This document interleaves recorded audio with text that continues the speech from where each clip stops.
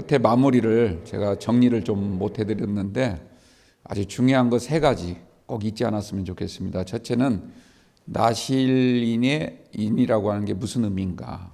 우리가 포도주나 독주를 안 마시고 또 부정한 거 만지지 않고 또 머리에 삭도를 대지 않는다. 그것만 하면 나실인인가.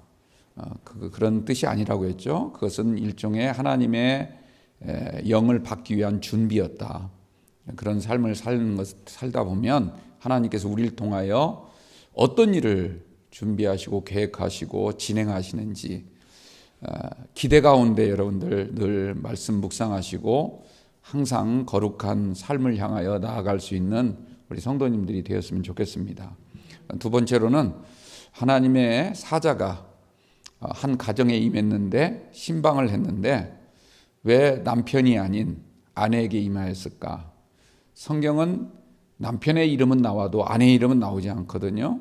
그럼에도 불구하고 하나님은 이름 있는 자, 유명한 자에게만 다가오시는 게 아니라 하나님을 사모하고 정말 하나님께 바르게 예배하는 그 심령을 주님이 아시고 또 나타나셔서 자신이 누군지를 깨닫게 하시는, 한 번도 뵌 적이 없는 여호와 사자라 할지라도 본 순간 주님의 사자구나 이걸 알아차릴 정도의 뛰어난 영성을 허락해 주신다. 이게 두 번째 내용이었습니다. 그리고 마지막은 마하네단이라는 단어로 소개를 해드렸죠. 하나님이 우리를 이곳에 세우신 것, 우리 영광교회를 이곳에 세우시고 우리 성도들을 이 자리에 세우신 것은 정말 세상을 향하여 우리가 영적으로 무장해서 승리의 깃발을 들고 나아가도록 그런 계획을 우리 가운데 또 그런 일을 우리를 통해서 이루어 가시는데 자꾸 하나님이 주신 이 자리를 박차고 나가서 딥나로 내려가면 안 된다. 이 이야기죠. 다음 주 삼손에 대한 이야기를 또 나눌 때 이 딥나에 내려갔다 이 말씀으로 함께 나눌 텐데 어쨌든 오늘 이 말씀을 꼭 기억하시고 특별히 오늘이 우리 영광교회 42주년 기념주일이고 또 오후 예배가 오늘 신의 산에서라는 말씀 제목이거든요.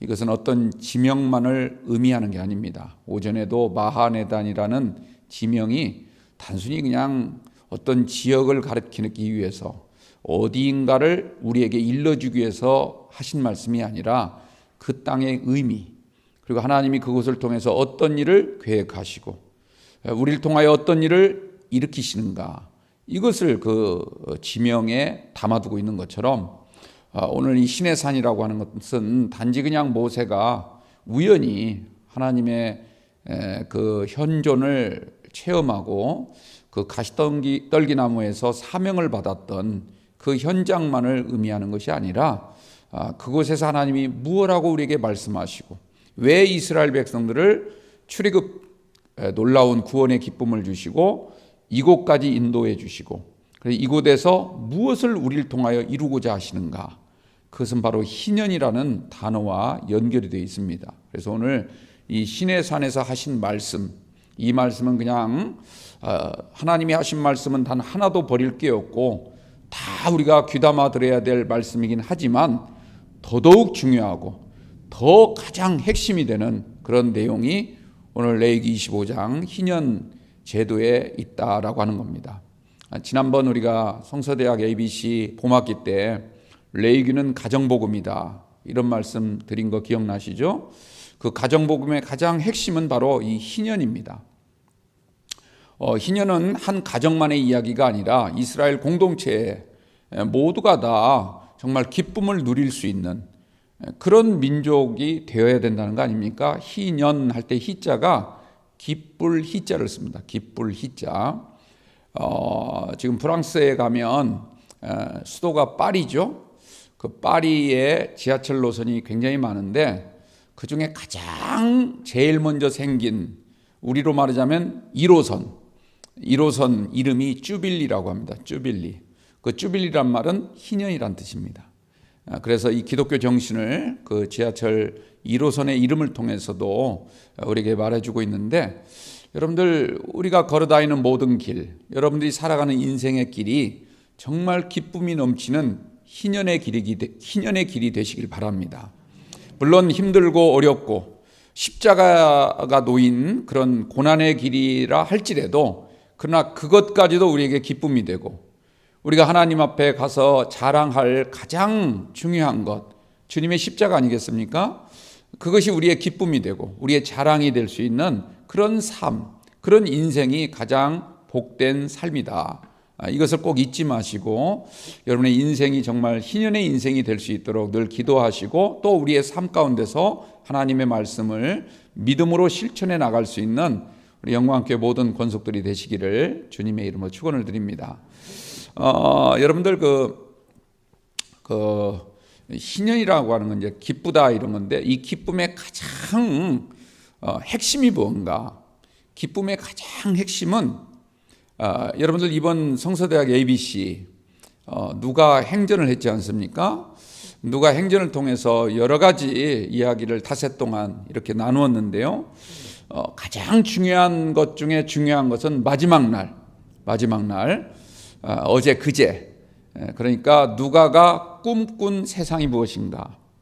누가라고 하는 주님의 제자가 정말 추구했던 세상 모습인 어떤 모습인가? 이것을 우리가 깊이 연구해 봐야 됩니다. 좀 깊이 묵상해 봐야 돼요.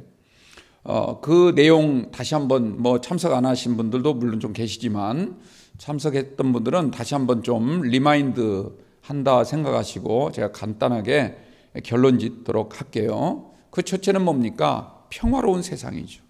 평화라고 하는 것은 누구나 다 살맛이 날 수 있는 어느 한 사람 억울함 당하지 아니하고 어느 한 사람도 낙심하지 않고 포기하지 않는 그런 세상, 그런 나라, 또 그런 공동체, 그런 교회를 꿈꾸는 게 누가가 꿈꿨던 세상이다. 이렇게 말씀을 드렸습니다. 그러면 평화라고 하는 게 무슨 뜻인가? 평화를 이루려면 어떻게 해야 되는가? 평화라고 하는 것은 우리가 전쟁이 나라와 나라 사이에 전쟁이 없는 그냥 그야말로 태평성대, 이것은 사회학적인 의미죠. 지금 러시아와 우크라이나 사이에 막 전쟁을 하는 바람에 국민들이 얼마나 죽은 사람도 많고 그러기 때문에 사랑하는 가족을 잃고 비탄 가운데 젖어 있는 그런 사람들이 얼마나 많겠습니까?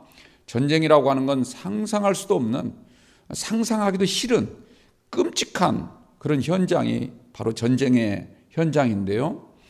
우리나라가 지금 이만큼 이렇게 된 것도 6.25 전쟁 그 아픈 역사를 극복하고 오늘 이렇게 된 것은 그때 바로 복음이 들어와서 그 복음의 역사로 말미암아 우리나라가 정말 반만년 5,000년의 역사라고 얘기를 하는데 이 5,000년 역사 가운데 이렇게 급성장했던 시대가 없었습니다. 여러분들 한번 드라마 혹시 옛날 사극 보신 분 있으면 잘 생각해 보세요. 드라마에 보면 옛날 고구려 시대의 모습도 나오고요. 신라 시대 그때 드라마도 있지 않습니까? 고려 시대도 나오고 조선 시대도 나오는데 잘 보시면 그게 그거예요. 잘 보시면 고구려 시대 때나 고려 시대 때나 조선 시대 때나 서민들 의복은 좀 다르고 왕이 걸친 여러 가지 장식품은 약간씩 다르지만 민초들의 삶을 보면 그냥 그 모습이 그 모습이에요. 그렇게 부흥 발전하고 갑자기 2층, 3층 이렇게 집이 올라가거나 논밭이 이렇게 정비돼가지고 어떤 기계를 동원해서 뿌리거나 이런 것들이 거의 볼 수가 없을 만큼 다 고만고만한 그런 삶을 살았습니다. 그런데 현대사가 어떻습니까? 우리나라의 88 올림픽을 치른 다음에 갑자기 급성장을 해가지고 지금 우리나라 특히 서울의 모습을 보십시오. 여러분들 여기 한강이 흐르지 않습니까? 이 한강 아마 세계 여러 나라 다녀보신 분들은 아시겠지만 여러분들 우리나라 한강이 얼마나 아름다운 강인 줄 아세요? 이집트에 가면 나일강이 있습니다. 성경에 그 애굽의 강 나일강이 있지 않습니까? 그 나일강이 이집트를 살리는 정말 근원이라고 해도 과언이 아닌데요. 그 나일강에 지금 들어가서 물을 만약 마시거나 또는 그 물 속에서 이렇게 헤엄을 치거나 고기를 낚거나 그러지 못합니다. 왜 그러냐면 그 나일강에 엄청난 세균 덩어리가 있어가지고 그 세균은 그냥 보통 세균이 아니고 사람 피부를 뚫고 들어오는 이상한 세균, 제가 이름이 지금 너무 오래돼서 기억이 잘 안 나는데요. 그래서 그 물에 함부로 들어갔다가는 세균에 오염되어서 치명적인, 생명에 치명적인 그런 결과를 가져올 수 있기 때문에 강은 굉장히 크고 넓지만 우리나라 한강에 비한다면 정말 아무것도 아닌 강. 여러분들 파리의 세느강 그 별 아닙니다. 보면 또랑 같아요. 우리나라 한강의 입장에서 보면 그렇게 넓지 않습니다. 영국의 템스강 그 별거 없어요. 가보면 우리나라의 강이 정말 아름답고 넓이만 해도 정말 세계적인 강이라 할 만큼 그렇게 좋은 강입니다. 그런 환경 속에서 우리가 살아가고 있는데도 불구하고 우리는 늘 이 만족을 모르고 살아갈 때가 얼마나 많습니까?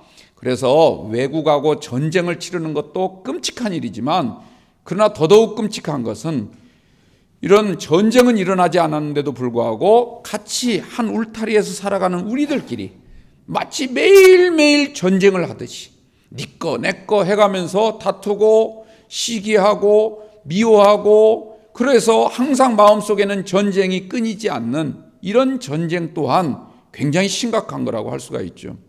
여러분들 이런 모든 것들을 극복해내기 위해서는 어떻게 해야 되는가? 누가가 말하는 그 세상, 누가가 꿈꾸는 그 평화는 무엇을 통해서 이루어지는가? 하나됨을 통해서 이루어진다. 이런 말씀을 드렸죠.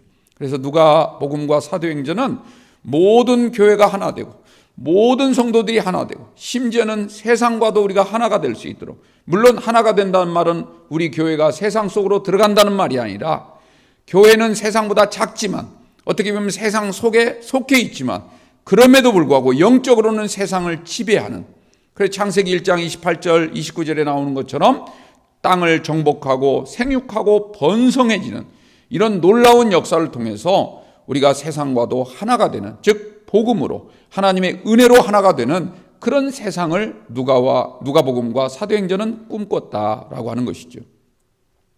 그리고 가장 결론은 뭡니까? 이런 하나됨을 하나가 되기 위해서 서로 물리적으로 다른 공간에 살아가고 있고 서로 완전히 성격과 모든 것이 다른 그런 사람들끼리 살아가고 있지만 그럼에도 불구하고 그 사람들끼리 하나가 될 수 있는 길은 뭡니까?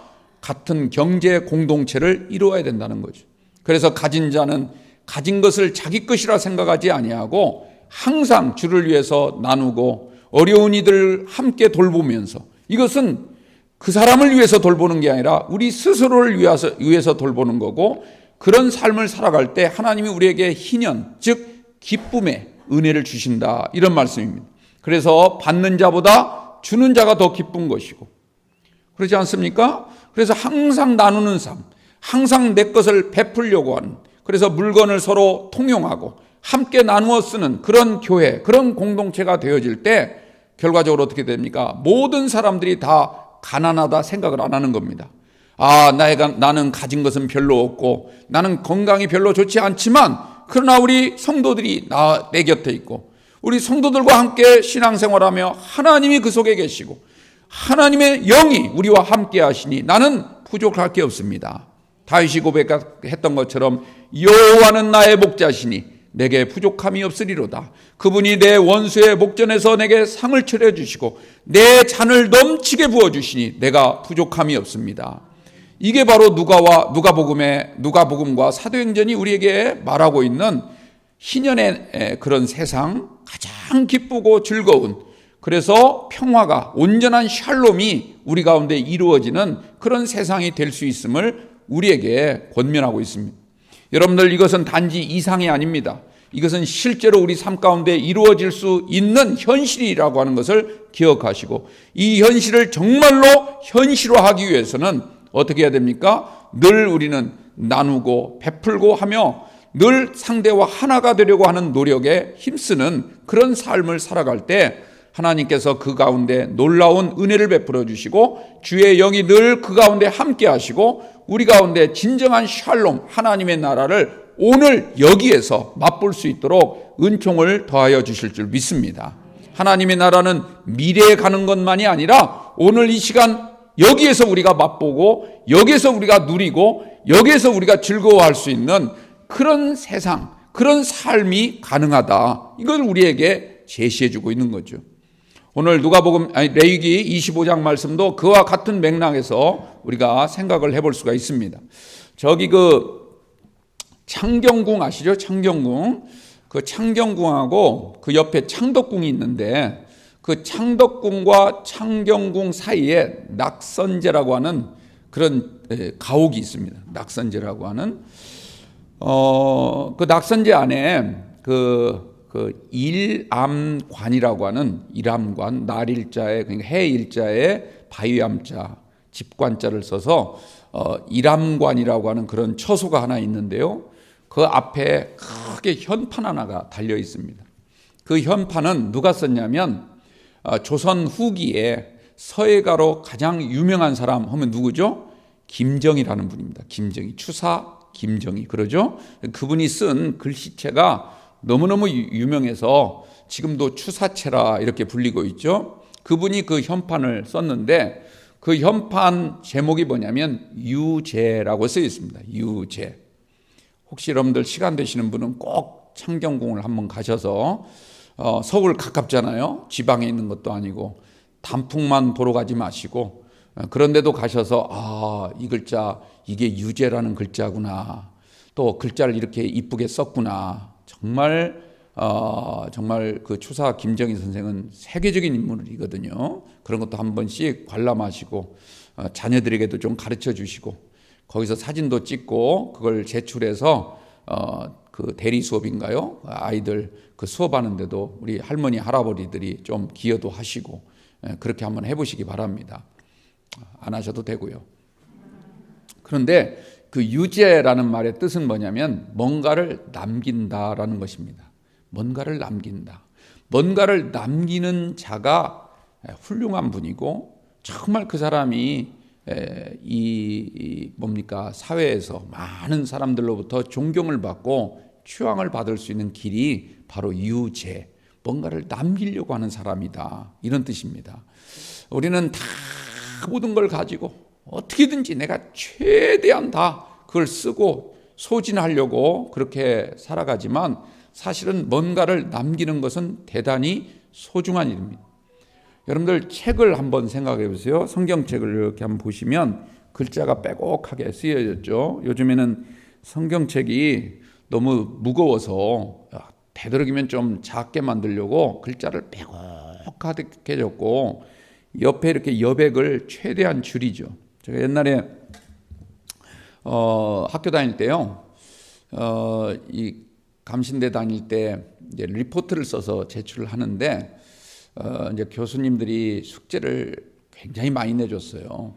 그래서 매 주마다 막 최소한 30장 내지 어떤 경우는 100장 이상씩 A4 용지 그렇게 쓰는 경우가 있습니다. 그런데 이제 학생들이 대부분 이제 또 뭐 형편이 괜찮은 친구들도 있지만 또 아르바이트 하는 친구들, 좀 경제적으로 어려운 친구들도 있어요. 그래가지고 리포트를 작성을 하는데 어떤 친구는 이 A4 용지 거의 그냥 여백이 없이 양쪽으로 한 5mm 정도만 남겨두고 우아래 빡빡하게 쓰고 글자도 깨알만하게 한 8포인트, 9포인트 막 이렇게 쓰고 자간이나 장평도 최대한 줄여가지고 한 30장, 보통 하면 30장 나올 걸 한 20장이라든지 15장 정도로 이렇게 줄여서 내는 친구들이 있습니다. 그런데 간혹가다 어떤 교수님은 그걸 막 야단을 쳐요. 이걸 나보고 읽으라고 줬냐고 이런 거죠.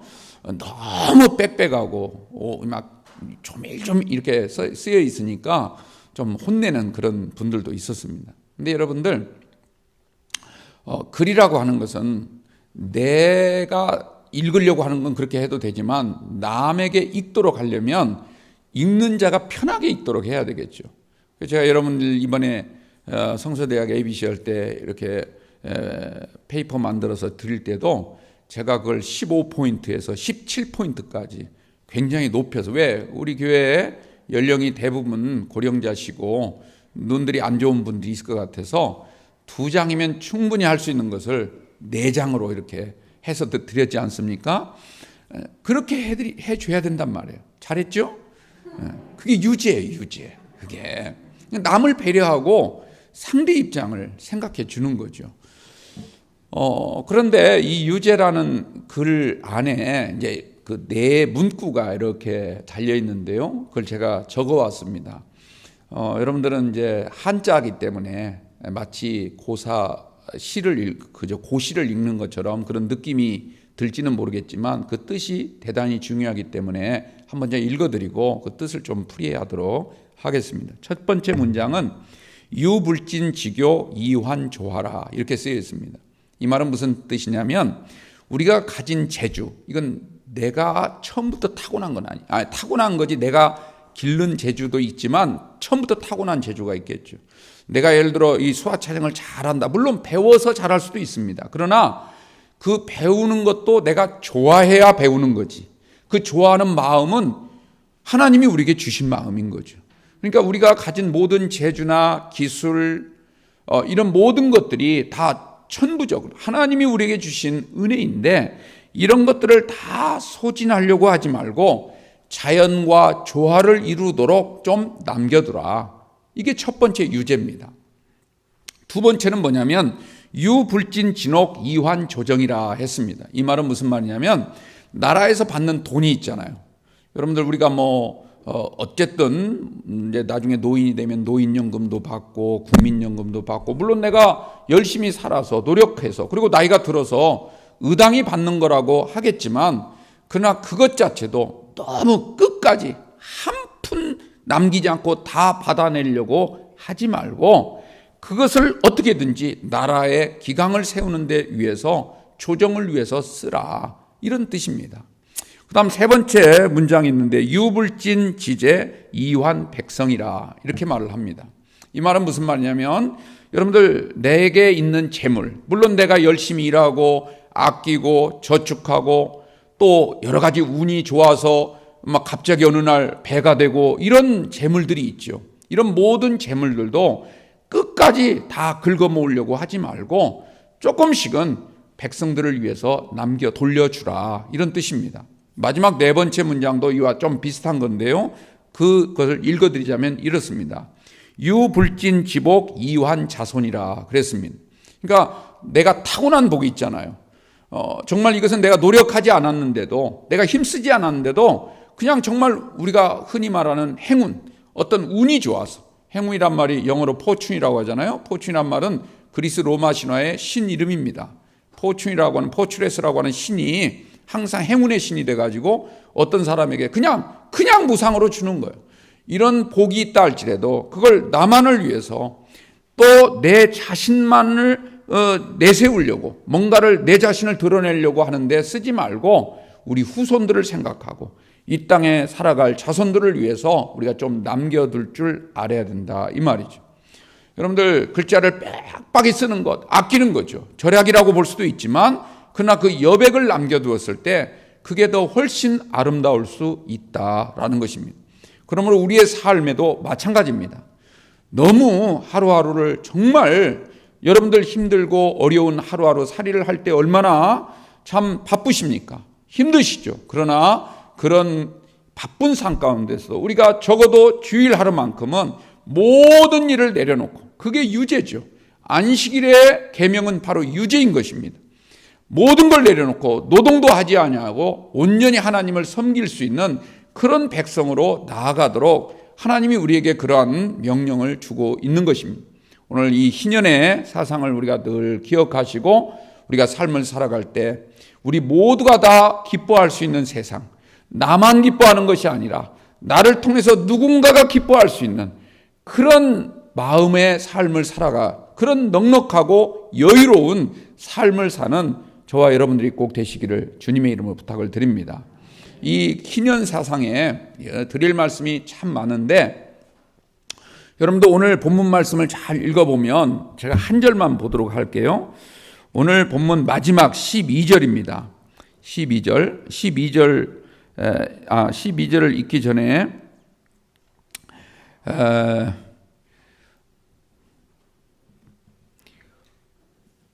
12절 그냥 12절만 볼게요. 12절을 보면 이렇게 되어 있습니다. 이는 희년이니 너희에게 거룩함이니라. 이렇게 되어 있죠. 이는 희년이니 너희에게 거룩함이니라. 우리가 거룩하다는 뜻이 아니고, 여러분들 우리가 거룩하다는 뜻이 아니고 희년 자체가 거룩하다는 것입니다. 우리가 희년의 마음을 가진 것 자체가 거룩하다는 뜻이에요. 그래서 밭을 갈굴 때도 매년마다 파종하지 말고 또 우리가 심지 않은 것 자꾸 거두려고 하지 말라는 거, 오늘 본문에 그렇게 돼 있죠.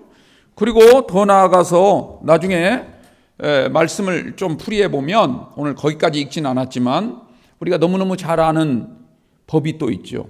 예를 들어 내가 심은 곡식이라 할지라도 귀퉁이, 내 귀퉁이는 거두지 말고, 내 과수원이라 할지라도 바깥에 있는 것들은 그냥 남겨두라. 왜 그렇죠? 혹시 배고픈 자, 정말 먹을 게 없는 허기진 자들, 과부, 고아, 나그네들, 이런 사람들을 위해서 그들이 먹도록 남겨두라는 겁니다. 요즘 여러분들 그랬다면 큰일 나요. 요즘 시골에 가서 함부로 감 하나 달렸다고 주인 없는가 살펴보고 똑 땄다가는 요즘에는 신고 들어갑니다. 옛날에는 그냥 따도 뭐 소리치고 따지 마 하고 그냥 서로 그렇게 넘겼는데, 지금은 한 송이라도 잘못 따면 신고 들어가서 재판받을 수 있어요. 입건될 수 있어요. 쑥은 어떤가요? 임자 없는데 잘 알아서 새기시기 바랍니다. 뭐 그런 것 정도 요즘에 뭐 누가 뭐라 할 사람은 없지만, 그러나 여러분들 어쨌든 우리는 남의 것을 탐하려고 해서는 안 되는 거죠. 근데 지금 그 말씀이 아니고, 이 레위기의 희년은 내 밭인데 내가 심은 거고 내가 기른 거고 내가 가져야 될 내 소유이지만, 그러나 가난한 자들, 어려운 자들, 배고픈 자들, 이런 사람들을 위해서 기꺼이 기쁜 마음으로 내어주면 그 기쁨이 누구에게 간다는 거예요? 그 사람이 아니고, 그 사람에게도 기쁨이 되겠지만 그 베푼 사람에게 더 큰 기쁨이 온다는 거죠. 여러분들, 우리는 이 하나님의 말씀을 꼭 믿으시기 바랍니다. 내가 손해보는 것 같고 내 것을 빼앗긴 것 같지만 그렇지 않다는 겁니다. 오히려 끝까지 안 뺏기려고 쥐고 사는 사람은 늘 불행하고 마음에 근심, 걱정, 염려가 떠나질 않는다는 겁니다. 이게 성경의 원리고 이게 희년의 사상인 거죠.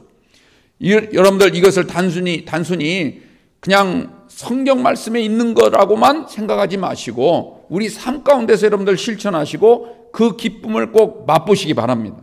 제가 간혹 연예인들이긴 하지만 이렇게 어떤 분들 보면 뭐 기부천사 이런 분들이 있어요. 뭐 가수 김장훈 씨인가요? 그분도 그렇고, 우리가 너무너무 잘 아는 그 옛날 가수 출신 진우션이라고 있었는데, 두 남성 듀엣 아닙니까? 근데 그 중에 한 사람이 진우고 한 사람은 션이에요. 근데 그 션이라고 하는 사람, 뭐 본명인지 뭔지는 모르겠어요. 키 크고 그런 사람이었는데, 그 션이 그 정혜영이라고 하는 탤런트인가요? 배우인가? 그 결혼을 해가지고 사는데 아이도 많이 낳더라고요. 그런데 정말 기부를 어마어마하게 했어요. 어마어마하게. 그 아이들에게 태어날 때부터 매달이 아니고 매일 10,000원씩을 이렇게 아이 이름으로 통장에 이렇게 적금을 든다고 하는데요. 지금도 들고 있겠죠. 그 아이들이 성인이 되었을 때, 성인이 돼서 나중에 결혼할 때 얼마가 될지는 모르겠지만, 제가 계산을 안 해봤지만 1년에 365만 원이겠죠. 이것을 다 모아서 좋은 일에 쓰도록, 그래서 결혼할 때 좋은 일을 하고 결혼하도록 그렇게 마련을 해주고 있다는 거죠. 그 아이들도 그런 품성으로 자라고 있다는 겁니다. 또 간혹가다 뉴스를 보면, 요즘에는 잘 그런 뉴스가 뜨이지 않는데, 그래도 조금 몇 년 전까지만 해도 어떤 할머니, 파지를 줍는 할머니, 평생 시장 바닥에서 이 떡볶이 팔고 정말 순대 팔던 그 할머니가 뭐 몇 억을 가난한 자를 위해서 또는 어떤 장학재단을 위해서 기부했다. 이런 말씀 들으면 여러분들, 저도 한번 그렇게 생각을 해봤어요. 이거 물론 지금 저는 뭐 그렇게 할 돈이 별로 없지만, 그래도 만약 제가 있다면 그렇게 할 수 있을까? 근데 그분들 가만히 보면 뭐 재산이 수천억이 되고 수조가 돼서 하는 게 아니더라고요. 자기가 가진 것의 거의를 다 하더라고요. 그러니까 예를 들어 한 10억 정도 가진 사람이 1억 정도 하면 10억 나머지 9억이 있으니까 이렇게 생각할 만한데, 그게 아니라 10억이 전 재산인 사람이 그걸 아낌없이 기부하는 그런 분들이 있습니다. 그런 분들이 정말 하나님을 믿는 교인인지 아닌지는 하나님을 믿지 않는 사람들 중에서도 충분히 그렇게 하죠. 또 어느 도시에는 기부천사라 해가지고 무슨 때만 되면, 크리스마스 때만 되면 그냥 박스 안에다 현금 다발을 넣어가지고 늘 갖다 놓고, 그게 자기가 드러내기 싫어가지고 어떻게든지 처음에는 그 사람이 누군가 궁금해서 그 사람을 찾아보려고 애를 썼지만 감쪽같이 이렇게 사라지고 하는 바람에 지금도 알 수 없다는 거 아니겠습니까? 여러분들 이런 얘기를 들을 때 그 사람들은 그냥 그런가 보다 이렇게 생각을 할 수 있지만 그렇지 않습니다. 여러분들 잘 생각해 보세요. 우리도 얼마든지 할 수 있고 얼마든지 실천할 수 있는데, 문제는 왜 못하는가? 첫째는 믿음이 없어서고요. 정말 그렇게 했을 때 오는 기쁨이 얼마나 크고 중요한지를 아직 경험해 보지 못했기 때문에, 평생 살아오면서 가져야만 행복을 느꼈지 주면서 행복을 느낀 적이 별로 없는 사람은 아무리 이야기를 해도 그건 남의 나라, 이상한 나라 동화처럼 들리지 전혀 내 삶에 아무런 상관이 없다, 이런 얘기죠. 오늘 이 레위기 말씀을 통해서 하나님이 우리에게 주시는 가장 중요한 교훈은 뭡니까? 그것을 매일같이 우리의 삶 속에서 실천하고, 특별히 면제년이 되었을 때 매 7년마다 이걸 행하되, 더더욱 중요한 건 49년이 지난 7번째 안식년이 지난 그 다음 해를 신년으로 선포해서, 그때는 아예 하나님의 법이기 때문에 법적으로라도 그렇게 행하게 되면 나라에 항상 평화가 임하고 개인적으로도 항상 여호와의 샬롬이 임하게 될 뿐 아니라 우리가 우리의 인생이 정말 값지고 정말 보람 있는 삶이 될 것임을 우리에게 말씀하고 있는 것입니다. 우리 영광교회가 오늘 42주년 창립 기념 주일로 지켰죠. 희년까지 8년 남았습니다. 8년. 제가 계산을 해보니까 제 은퇴하는 해가, 법적으로 은퇴하는 해가 희년이더라고요. 참 이것도 하나님의 은혜인 것 같아요. 어쨌든 뭐가 은혜인지는 잘 모르겠지만 어쨌든 은혜인 것 같아요. 이게 교회를 다닌다고 해서 이 희년을 성도들도 그렇고 아무나 맞이할 수 있는 데가 아닙니다. 여러분들 지금 이 땅에 교회가 얼마나 많습니까? 어떤 교회는 한 150년 된 교회도 있고, 그래서 벌써 희년을 3번씩이나 겪은 그런 교회도 있습니다. 얼마 전에 우리 지방에서도 희년 맞이했다고 축하 예배를 드린 그런 교회 있었습니다. 그런데 여러분들 그런 교회가 과연 우리 한국교회 전체 숫자로 봤을 때 몇 프로 정도일까? 한번 생각해 보십시오. 저도 정확하게 비율을 내보진 않았습니다만 제가 느끼기에는 10%도 안 되는 것 같아요. 아니, 10%도 굉장히 높게 지금 잡은 겁니다. 어찌 보면 5%도 안 될 수 있습니다. 또 더욱 중요한 것은 150년 된 교회가 3번의 희년을 치렀다고 해서 그 안에 계신 모든 분들이 3번의 희년을 거친 건 아닙니다. 그 교회가 150년 된 거지 성도들은 딱 한 번 희년을 경험할 수도 있고 2번 했을 수도 있고 2번 하기도 힘들죠. 100년인데, 그죠? 그러니까 우리가 평생 살아오면서 한 번 할까 말까 하다, 이런 뜻이죠. 근데 우리 영광교회는 어쨌든 지금 42년이 됐기 때문에 앞으로 8년 후면 희년을 맞이하게 됩니다. 그런데 지금 한국교회 모습 보니까 그야말로 낭떠러지, 절벽에 놓인 것처럼 성도들이 급감하고 있고, 교회의 존재가 정말 이거 할 수 있나, 이런 우려를 하는 분들이 상당히 많습니다. 수많은 교회들이 개척하다가 그냥 또 없어지고, 이런 교회들이 수두룩합니다. 또 그런 교회가 남아있다 할지라도 유명무실해서 아무 성도들도 없이 그냥 교회 건물만 있는 그런 교회도 몇몇이 있습니다. 여러분들 이런 걸 다 따지고 보면 정말 희년을 한번 맞이한다는 것은 하나님의 은혜 중에 은혜다, 이런 뜻입니다. 어쨌든 우리 교회가 42년 동안 하나님이 이렇게 인도해 주시고, 또 앞으로 8년 후에 그때 또 그때를 다 우리가 함께 기뻐할 수 있도록 여러분들 건강 잘 챙기시기 바랍니다. 그런 은혜를 우리가 준비하는 우리 마음, 어떤 마음이 되어야 될까? 단지 그냥 횟수로 50년이 됐으니까 희년이다, 이게 아니라 정말 이제는 희년을 준비하는 교회답게 우리 성도들의 믿음이 희년의 믿음으로 정말 놀랍게 성숙하고 더 넓은 마음, 온 세계를 품을 수 있을 만한 그런 성숙한 신앙으로 우리가 희년을 맞이할 준비를 하게 되었으면 좋겠습니다. 오늘 시내산에서 하나님이 레위기의 가장 하이라이트로 우리에게 정말 신앙이라고 하는 게 무엇인가, 우리가 정말 구원을 받았다면 구원받은 백성은 어떤 마인드, 어떤 신앙의 마음을 가지고 살아야 되는가. 또 거기에다가 여러분들 이 레위기는 가정복음이라고 했기 때문에 이 가정, 우리의 가정이 정말 기쁨의 희년 가정이 되려면 어떻게 해야 되는가. 그냥 자꾸 평수만 들리고 자꾸 뭔가 내가 소유하는 나의 재물이 많아지기만 하면 나는 기쁘고 행복한가. 아니면 또 다른 어떤 정말 우리가 알 수 없었던, 이제까지는 맛볼 수 없었던 진정한 행복이 있는 건 아닌가. 우리가 깊이 한번 생각하면서 여러분들 우리 영광교회 50년 희년을 우리가 준비하는 마음으로 여러분들 가정이 항상 이런 기쁨이 넘치고 은혜가 넘치고 하나님 말씀 가운데서 모두가 다 경제적인 평등 공동체가 되어질 수 있도록 노력하고 애쓰는 우리 성도들이 꼭 되시기를 주님의 이름으로 부탁을 드립니다. 너와 나가 따로 있는 것이 아니라 우린 모두가 다 하나님의 백성이고 하나님의 선택을 받은 그런 그리스도인들입니다. 우리는 그리스도인이라고 하는 브랜드에 결코 떨어지지 않도록 정말 내가 어디를 가서도 나는 그리스도인입니다. 나는 암흑의 권사고 장로고 목사입니다. 이런 말을 정말 자랑스럽게 우리가 나눌 수 있는 그런 믿음의 성숙이 있기를 주님의 이름으로 축원합니다.